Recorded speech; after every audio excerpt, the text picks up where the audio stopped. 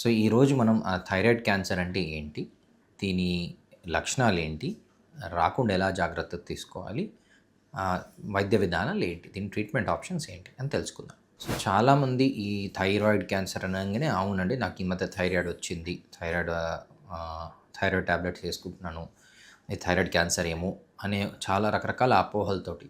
So thyroid అనేది వచ్చేది, పోయేది కాదండి. థైరాయిడ్ అనేది ఒక నార్మల్ గ్రంథి. ప్రతి మనిషిలో థైరాయిడ్ గ్రంథి అనేది ఉంటుంది. అది పుట్టుకతోనే ఉంటుంది. అది సర్వసాధారణంగా అదొక అవయవం. అందరికీ ఆ థైరాయిడ్ గ్రంథి అనేది ఉంటుంది. అది మన బేసల్ మెటబాలిక్ రేట్ అంటే మన బాడీ ఫంక్షన్ చేయటానికి, అన్ని హార్మోన్స్ ఫంక్షన్ చేయటానికి దానికి ఒక మెయిన్ స్విచ్ లాంటిది.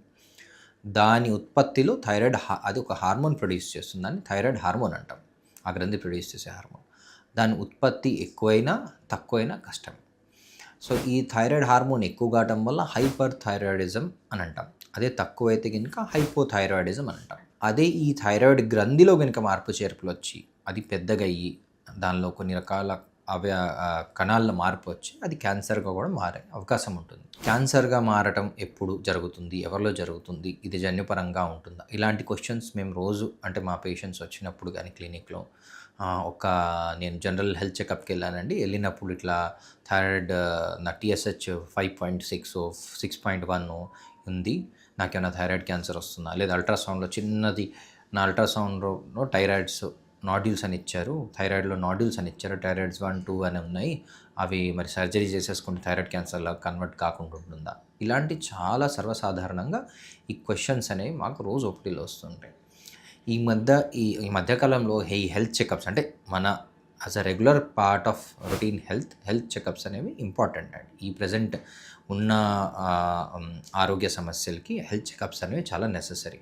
కానీ వాటిలో కొన్నిసార్లు ఏమవుతుంది, ఇన్సిడెంటలీ అంటే అనుకోకుండా మనం రొటీన్ చెకప్లో అలా ఈ థైరాయిడ్ స్కాన్స్లో కానీ అల్ట్రాసౌండ్ స్కాన్స్లో కానీ ఈ థైరాయిడ్ నాడ్యూల్స్ బయటపడతాయి. సో ఇలా ఈ థైరాయిడ్ నాడ్యూల్స్ బయటపడినప్పుడు ఏ నాడ్యూల్ క్యాన్సర్గా మారుతుంది, ఎప్పుడు మారుతుంది? సో జనరల్గా రొటీన్గా ఏ రిస్క్ ఫ్యాక్టర్స్ లేని వాళ్ళకి, రిస్క్ ఫ్యాక్టర్స్ అనగా జనరల్గా previous history of radiation, family first degree relative thyroid క్యాన్సర్తో ఇబ్బంది పడినట్టయితే కానీ, లేదు అంటే చిన్నప్పుడు రేడియేషన్కి ఎక్స్పోజర్ అయితే కనుక కానివ్వండి, ఇలాంటి వాళ్ళల్లో థైరాయిడ్ క్యాన్సర్ వచ్చే అవకాశం కొంచెం ఎక్కువగా ఉంటుంది.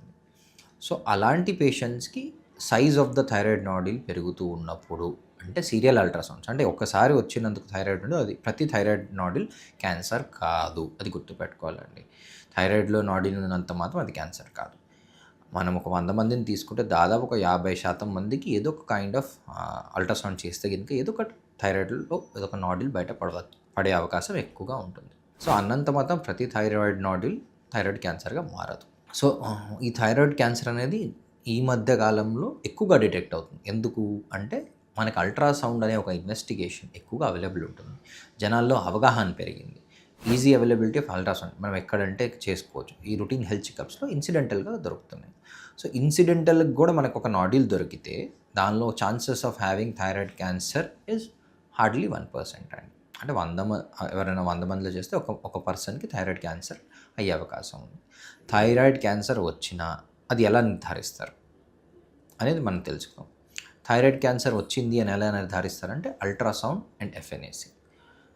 అల్ట్రాసౌండ్ FNAC అనగా అంటే ఏంటంటే అల్ట్రాసౌండ్ ద్వారా థైరాయిడ్ గ్రంథిని స్కాన్ చేసుకొని దాని లక్షణాలు మనకు ఒక థైరాయిడ్ రిపోర్టింగ్ సిస్టమ్ అని ఇస్తారు. దానిలో మనం దాన్ని రిపోర్ట్ చేస్తారు మన రేడియాలజిస్ట్ అని, థైరాయిడ్స్ 1, 2, 3, 4, 5 అని. సో అది ఆ స్కోరింగ్ని బట్టి ఆ నాడ్యూల్ అంటే ఆ సిస్టో అది ఆ థైరాయిడ్లో వచ్చిన మార్పు చేర్పులు క్యాన్సర్ అయ్యే అవకాశం ఉండొచ్చు అని అది. దాన్ని బట్టి సస్పెక్టెడ్ అంటే ఎవరైతే థైరాయిడ్స్ 5, 4 అలా నాడ్యూల్స్ ఉంటాయి వాళ్ళకి FNAC చేయడం జరుగుతుంది. ఆ FNACలో కనుక మనకి మళ్ళీ ఒక రిపోర్టింగ్ సిస్టమ్ ఉంటుంది, scoring system, that is called Bethesda system. ఆ బెథెస్డాలో కూడా 1 to 6 ఉంటాయి. 4, 5, 6 అనేవి ద ఛాన్సెస్ ఆఫ్ మ్యాలిగ్నెన్సీ అంటే క్యాన్సర్గా మారే అవకాశం, ఖచ్చితంగా క్యాన్సర్ కాదు, ఎక్కువగా ఉంటాయి. సో అలాంటి పేషెంట్స్ని ఫర్దర్గా మేము సర్జరీకో లేకపోతే అబ్జర్వేషన్కో ప్లాన్ చేస్తాం. అది depending on the risk factors and age factors అండి.